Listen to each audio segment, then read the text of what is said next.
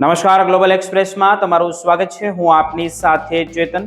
આજના અમેરિકાના તારીખ 30 જૂન 2026ના મુખ્ય સમાચારોની વાત કરીએ તો ટ્રમ્પ સરકારનો સુપ્રીમ કોર્ટમાં એવો ચોંકાવનારો દાવ જે બદલી નાખશે અમેરિકાનો નકશો.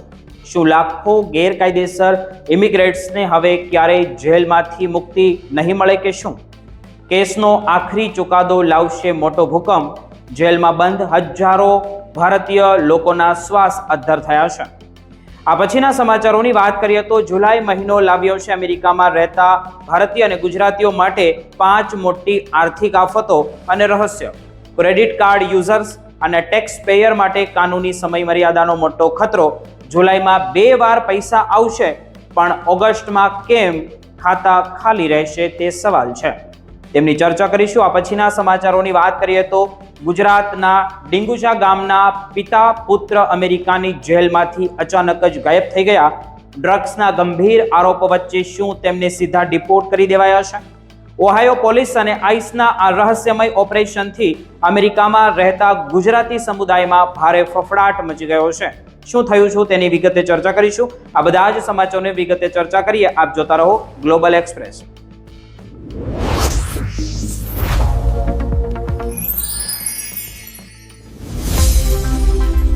અમેરિકામાં ગેરકાયદેસર રીતે રહેતા ઇમિગ્રેન્ટ્સને લઈને ટ્રમ્પ સરકાર ફરી એકવાર કડક વલણ સાથે સુપ્રીમ કોર્ટના દરવાજે પહોંચી છે.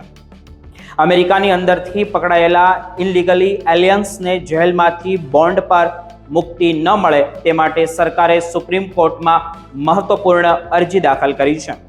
જો સુપ્રીમ કોર્ટે સરકારની આ માંગ સ્વીકારી લીધી તો અમેરિકાની અંદરથી ધરપકડ કરાયેલા ઘણા ઇમિગ્રન્ટ્સને તેમના ઇમિગ્રેશન કેસનો આખરી નિર્ણય ન આવે ત્યાં સુધી ડિટેન્શન સેન્ટરમાં જ રહેવું પડી શકે છે. આ મુદ્દો લાખો ઇમિગ્રન્ટ્સ માટે ખૂબ જ મહત્વનો માનવામાં આવી રહ્યો છે. હાલની વ્યવસ્થામાં ઘણા એવા ઇમિગ્રન્ટ્સ કે જેઓ અમેરિકાની અંદરથી ઇમિગ્રેશન અધિકારીઓ દ્વારા પકડાયા છે. તેઓ ચોક્કસ પરિસ્થિતિમાં ઇમિગ્રેશન જજ સમક્ષ બોન્ડ હાયરિંગની માંગ કરી શકે છે.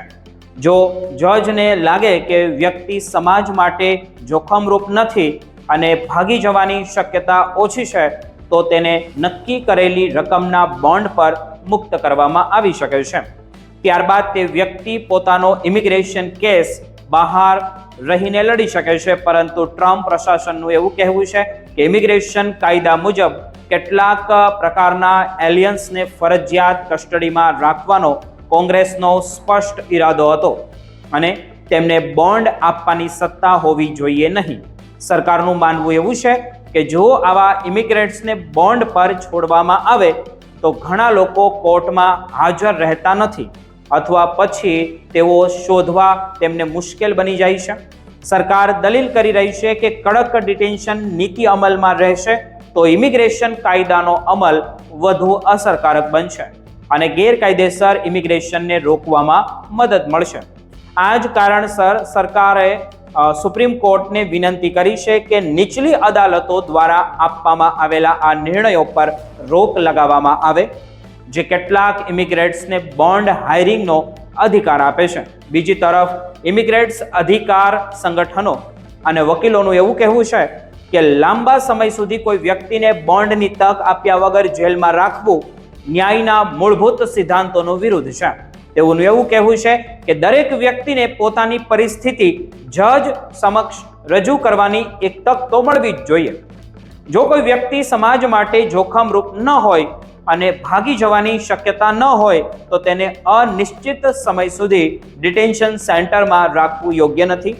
આ કેસનું મહત્વ એટલા માટે પણ વધારે છે કારણ કે અમેરિકાની અંદરથી ધરપકડ કરાયેલા હજારો ઇમિગ્રન્ટ્સના કેસ વર્ષો સુધી ચાલતા હોય છે.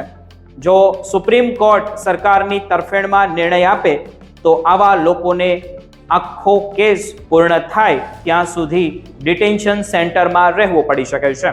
બીજી તરફ જો કોર્ટ બોન્ડ હાયરિંગનો અધિકાર યથાવત રાખે તો ઘણા ઇમિગ્રન્ટ્સને કેસ ચાલતો હોય ત્યારે પણ શરત મુક્તિ મળતી રહેશે.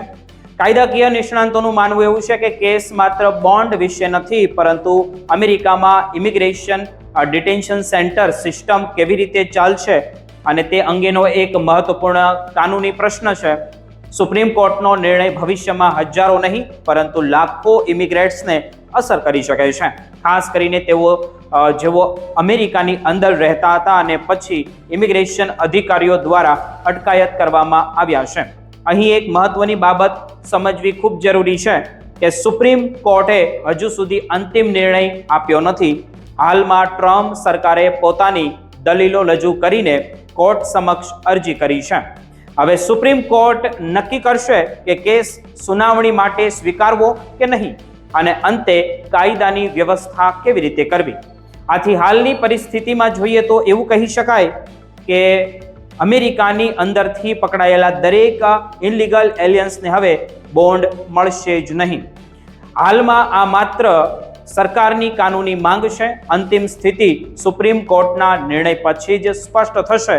તેથી આ કેસ પર સમગ્ર અમેરિકાના ઇમિગ્રેશન ક્ષેત્રની નજર ટકેલી છે, કારણ કે આવનારો નિર્ણય અમેરિકાની ઇમિગ્રેશન નીતિમાં એક મોટો ફેરફાર સાબિત થઈ શકે છે અને હજારો ઇમિગ્રેટ્સના ભવિષ્યને સીધી અસર કરી શકે છે.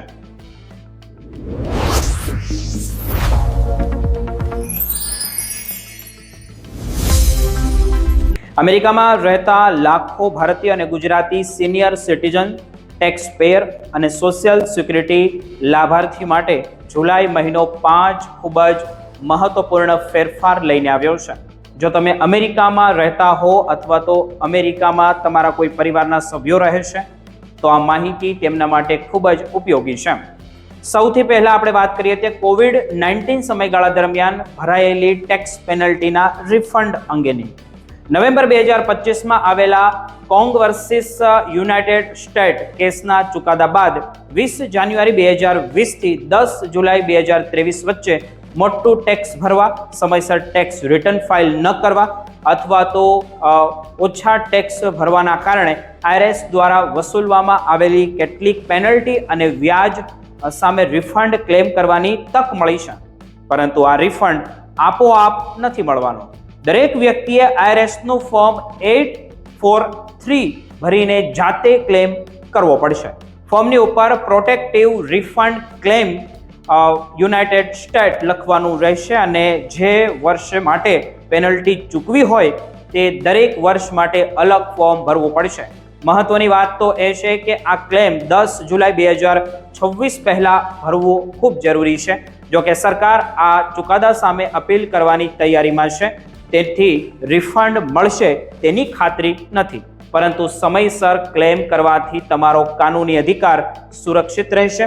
હવે આપણે વાત કરીએ ક્રેડિટ કાર્ડથી પેમેન્ટ કરતા લોકો માટેના નવા નિયમોની. વર્ષ 2026 થી અમેરિકામાં જે 48 રાજ્યોમાં વેપારીઓ માટે ક્રેડિટ કાર્ડ સરચાર્જ વસૂલવામાં કાયદેસર બન્યો છે. વિઝા કાર્ડ પર વધુ ને વધુ 3% અને માસ્ટર કાર્ડ પર 4% સુધીનો વધારાનો ચાર્જ લેવામાં આવી શકે છે. જ્યારે કોલોરાડો જેવા કેટલાક રાજ્યોના આ સમય મર્યાદા જોઈએ તો ઓછી છે અને વેપારીઓએ ચાર્જ વિશે ગ્રાહકોને અગાઉથી જ જાણ કરવી ફરજિયાત છે. જો તમે આ વધારાના ખર્ચથી બચવા માંગતા હો તો કેશ અથવા તો ડેબિટ કાર્ડથી પેમેન્ટ કરવું વધુ ફાયદાકારક રહેશે, કારણ કે ડેબિટ કાર્ડ પર સરચાર્જ વસૂલવો હજુ પણ ગેરકાયદેસર છે. કનેક્ટિકટ, મેસેચ્યુસેટ અને મેઇન જેવા રાજ્યોમાં તો ક્રેડિટ કાર્ડ સરચાર્જ પર હજુ પણ પ્રતિબંધ છે. ત્રીજી મહત્વપૂર્ણ માહિતી આપણે જોઈએ તો ટેક્સની મધ્યમ વર્ષીય ગણતરી અંગે છે. જો તમને પેન્શન, સોશિયલ સિક્યુરિટી, IRA અને સેલ્ફ એમ્પ્લોયમેન્ટ, પાર્ટ ટાઈમ કામ કરવા અથવા તો ઇન્વેસ્ટમેન્ટમાંથી એવી આવક મળે છે જેમાં ટેક્સ ઓટોમેટિક કપાતો નથી, તો હવે તમારા ટેક્સની ગણતરી ફરીથી ચકાસવાનો સમય આવી ગયો છે. IRSના નિયમ મુજબ જો વર્ષના અંતે $1,000 થી વધુ ટેક્સ ચૂકવવાનો બને તો અંદાજિત ક્વાર્ટરલી ટેક્સ ભરવો જરૂરી બને છે. હાલમાં ઓછા ટેક્સ ભરવા બદલ લગભગ 8% વાર્ષિક પેનલ્ટી લાગી શકે છે. ખાસ કરીને 2026માં 65 વર્ષ કે તેથી વધુની ઉંમરના લોકો માટે આ લાગુ થયેલા $6,000 નવા સિનિયર ડિડક્શનને ધ્યાનમાં રાખીને ટેક્સની ગણતરી ફરી કરાવવાની જરૂરી છે. આગામી ક્વાર્ટરલી ટેક્સ ભરવાની છેલ્લી તારીખ 15 સપ્ટેમ્બર છે. અને ચોથી મહત્વપૂર્ણ બાબત આપણે વાત કરીએ તો ઇન્સ્યોરન્સ પ્રીમિયમને લઈને છે. જો તમારી પાસે મેડિકેર એડવાન્ટેજ અને મેડિગેપ અથવા તો અન્ય ખાનગી સપ્લિમેન્ટ ઇન્સ્યોરન્સ પ્લાન હોય તો જુલાઈ મહિનાથી તમારા પ્રીમિયમમાં ફેરફાર થઈ શકે છે. તેથી જુલાઈ મહિનામાં બેંક એકાઉન્ટમાંથી કપાયેલી રકમને જૂન મહિનાની રકમ સાથે સરખાવવો જોઈએ. જો વધારો તે ઘટાડો કંઈ પણ એમાં જોવા મળે તો તરત જ તમારી ઇન્સ્યોરન્સ કંપનીનો સંપર્ક કરીને તમારે ખાતરી કરવી જોઈએ કે આ કાયમી ફેરફાર છે કે માત્ર એક વખતનો કેચ અપ ચાર્જીસ છે. ગ્રાહક તરીકે તમને આ અંગેની લેખિત માહિતી મેળવવાનો સંપૂર્ણ અધિકાર છે. છેલ્લે આપણે વાત કરીએ સોશિયલ સિક્યુરિટી અને SSI પેમેન્ટ અંગેની. વર્ષ 2026માં 4 જુલાઈ શનિવારે હોવાથી ફેડરલ હોલિડે 3 જુલાઈએ માનવામાં આવશે. તેના કારણે 1997 પહેલાથી સોશિયલ સિક્યુરિટી મેળવનારા અથવા તો સોશિયલ સિક્યુરિટી અને SSI બંને લાભ મેળવનારા લોકોને જુલાઈનો ચેક એક જ દિવસ વહેલો એટલે કે 2 જુલાઈએ મળશે. SSI લાભાર્થીઓ માટે પણ આ એક મહત્વપૂર્ણ ફેરફાર છે. જુલાઈનું નિયમિત પેમેન્ટ 1 જુલાઈએ મળશે, પરંતુ ઓગસ્ટની 1 તારીખે શનિવારે હોવાથી ઓગસ્ટનું પેમેન્ટ 31 જુલાઈએ જમા થઈ જશે. એટલે જુલાઈ મહિનામાં 2 વખત પૈસા તમારા ખાતાની અંદર આવશે, જ્યારે ઓગસ્ટમાં કોઈ પેમેન્ટ મળશે જ નહીં. તેથી 31 જુલાઈએ મળનારી બીજી રકમને વધારાની આવક સમજીને ખર્ચી ન નાખતા તેને ઓગસ્ટ મહિનાના ખર્ચ માટે અલગ રાખવી ખૂબ જરૂરી તમારી માટે બની જાય છે.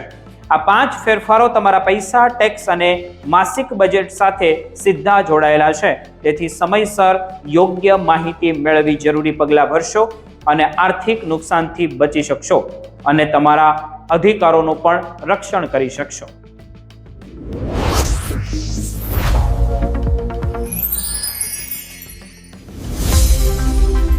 અમેરિકામાં રહેતા ગુજરાતી સમાજ માટે એક ચિંતાજનક સમાચાર સામે આવ્યા છે. ઓહાયો રાજ્યના સેન્ટ મેરીસ ટાઉનમાં ગેસ સ્ટેશન ચલાવતા ગુજરાતી પિતા અને પુત્રની ધરપકડ થયા બાદ સમગ્ર ઇમિગ્રેન્ટ સમુદાયમાં ચર્ચા શરૂ થઈ ગઈ હતી. મળતી માહિતી મુજબ બંને મૂળ ગુજરાતના ડીંગુચા ગામના વતની છે અને છેલ્લા કેટલાક વર્ષોથી અમેરિકામાં ગેરકાયદેસર રીતે રહેતા હોવાનું પણ કહેવાય રહ્યું છે.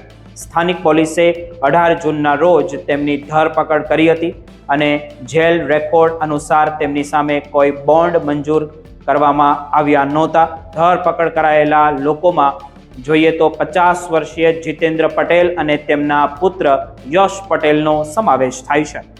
જીતેન્દ્ર પટેલ સામે ડ્રગ્સ ટ્રાફિકિંગ એટલે કે નશીલા પદાર્થોની હેરાફેરીનો ગંભીર આરોપ મૂકવામાં આવ્યો છે. બીજી તરફ યશ પટેલ સામે ડ્રગ્સ રાખવાના આરોપ ઉપરાંત ફ્યુઝિટિવ ફ્રોમ જસ્ટિસનો ચાર્જ પણ લગાવવામાં આવ્યો છે.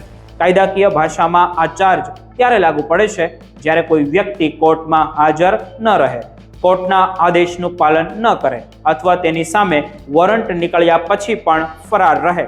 કેસમાં સૌથી મહત્વની બાબત તો એ છે કે બંનેને 21 જૂનના રોજ સ્થાનિક જેલમાંથી રિલીઝ કરવામાં આવ્યા હોવાના રેકોર્ડ્સ જોવા મળે છે, પરંતુ બંનેનો રિલીઝ સમય એક સરખો હોવાથી એવી શક્યતા વ્યક્ત કરવામાં આવી રહી છે કે સ્થાનિક પોલીસે તેમને સીધા ઇમિગ્રેશન એન્ડ કસ્ટમ એન્ફોર્સમેન્ટ એટલે કે આઈસના હવાલે કરી દીધા હોય. જીતેન્દ્ર પટેલ આઈસની કસ્ટડીમાં હોવાનું સ્પષ્ટ નોંધાયું હોવાનું જાણવા મળે છે, જ્યારે યશ પટેલ પણ ઇમિગ્રેશન કસ્ટડીમાં હોવાની પૂરી સંભાવના દેખાઈ રહી છે. ઓહાયોના કાયદા મુજબ ડ્રગ્સ સંબંધિત ગુનાઓમાં સજાની ગંભીરતા જપ્ત થયેલા નશીલા પદાર્થના જથ્થા પર આધારિત હોય છે. કેટલાક કેસમાં 1 વર્ષની સજાથી લઈને 11 વર્ષની જેલની સજા સુધીની જોગવાઈ કરવામાં આવી છે. તેથી જો આરોપો કોર્ટમાં સાબિત થાય તો બંને માટે ફોજદારી અને ઇમિગ્રેશન બંને મોરચે મુશ્કેલીઓ ઊભી થઈ શકે છે. વિશેષજ્ઞોનું એવું કહેવું છે કે ઓહાયો જેવા રિપબ્લિકન રાજ્યમાં સ્થાનિક પોલીસ અને ફેડરલ ઇમિગ્રેશન એજન્સીઓ વચ્ચે નજીકનો સહકાર જોવા મળે છે. ગેરકાયદેસર રીતે રહેતા ઇમિગ્રેન્ટ્સ કોઈ પણ પ્રકારના ફોજદારી કેસમાં પકડાય તો તેમની માહિતી ઝડપથી આઈસ સુધી પહોંચાડવામાં આવી શકે છે. ખાસ કરીને જ્યારે આરોપી સામે બોન્ડ મંજૂર ન થયો હોય ત્યારે આઈસ અધિકારીઓ થોડી જ દિવસોની અંદર જોઈએ તો કસ્ટડી સંભાળી લેતા હોય છે. કાયદાકીય નિષ્ણાંતોનું માનવું એવું છે કે જો કોઈ વ્યક્તિ સામે ગંભીર ક્રિમિનલ આરોપ હોય અને સાથે ઇમિગ્રેશન સ્ટેટસ પણ કાયદેસર ન હોય તો જે ડિપોર્ટેશન સામે લડવું ખૂબ જ મુશ્કેલ બની જાય છે. અસાઇલમ અરજી કે યુ વિઝા જેવી રાહતો માટે અરજી કરવામાં આવી હોય તો પણ ક્રિમિનલ રેકોર્ડ કેસને વધુ જટિલ બનાવી શકે છે. આવી સ્થિતિમાં ઇમિગ્રેશન બોન્ડ મળવાનો પણ મુશ્કેલ બની શકે છે. આ ઘટના એવા સમયે સામે આવી છે જ્યારે અમેરિકાના વિવિધ રાજ્યોમાં ગેરકાયદેસર ઇમિગ્રેશન અને ક્રિમિનલ પ્રવૃત્તિઓ સામે કાર્યવાહી વધુ કડક બનતી જોવા મળી રહી છે. ફ્લોરિડામાં માર્ચ 2026 દરમિયાન એક ગુજરાતી વ્યક્તિને ગેરકાયદેસર પ્રવૃત્તિ સંબંધિત કેસમાં સ્થાનિક પોલીસે પકડીને આઈસને સોંપ્યો હોવાની પણ ઘટના સામે આવી છે અને તે ચર્ચાનો વિષય બની હતી. લાંબી કસ્ટડી બાદ તેને ભારત પરત મોકલવામાં આવ્યો હોવાનું જણાવાઈ રહ્યું છે. તાજેતરના મહિનાઓમાં રિપબ્લિકન શાસિત રાજ્યોમાં ઇમિગ્રેશન કાયદાના અમલમાં વધુ કડકાઈ જોવા મળી રહી છે. ઇમિગ્રેશન કેસ ચાલુ હોવા છતાં જો કોઈ વ્યક્તિ કાયદાકીય મુશ્કેલીમાં ફસાય તો તેના માટે સ્થિતિ વધુને વધુ ગંભીર બની શકે છે. ઘણા ઇમિગ્રેન્ટ્સ માટે સૌથી મોટો પડકાર એ છે કે એકવાર આઈસની કસ્ટડીમાં ગયા પછી તેમની સામે ડિપોર્ટેશન પ્રક્રિયા ઝડપથી આગળ વધી શકે છે. સાથે સાથે અમેરિકામાં વર્ષોથી રહેતા એવા લોકો માટે પણ કાર્યવાહી ચાલી રહી છે જેમણે અસાઇલમ કેસ દાખલ કર્યા બાદ કોર્ટમાં હાજરી ન આપી હોય અથવા તો જેમની સામે અગાઉથી રિમૂવલ ઓર્ડર જારી થઈ ચૂક્યા હોય. ઇમિગ્રેશન અધિકારીઓ એવા લોકોને શોધી કાઢીને તેમની સામે કાર્યવાહી કરી રહ્યા હોવાના અહેવાલો પણ સામે આવી રહ્યા છે. નાના શહેરો અને રૂરલ વિસ્તારોમાં સ્ટોર અથવા તો ગેસ સ્ટેશન ચલાવતા કેટલાક લોકો વધુ કમાણી માટે ગેરકાયદેસર પ્રવૃત્તિઓ તરફ વળતા હોવાની ચર્ચા પણ સામે આવી છે. અને સાથે ગેરકાયદેસર ગેમિંગ મશીનો, પ્રતિબંધિત નશીલા પદાર્થો અથવા તો અન્ય કાયદા વિરુદ્ધ પ્રવૃત્તિઓ હવે માત્ર સ્થાનિક ગુનાઓ જ નહીં પરંતુ સીધા ઇમિગ્રેશન પરિણામો લાવી શકે છે.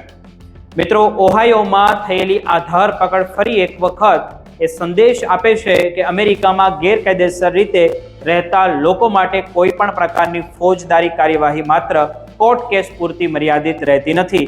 તે ઇમિગ્રેશન સ્ટેટસ, કસ્ટડી અને અંતે ડિપોર્ટેશન સુધીની પ્રક્રિયાને પણ અસર કરી શકે છે. હવે જીતેન્દ્ર પટેલ અને યશ પટેલના કેસમાં આગળ શું થાય છે તેમના પર સમગ્ર ગુજરાતી સમાજની નજર રહેશે.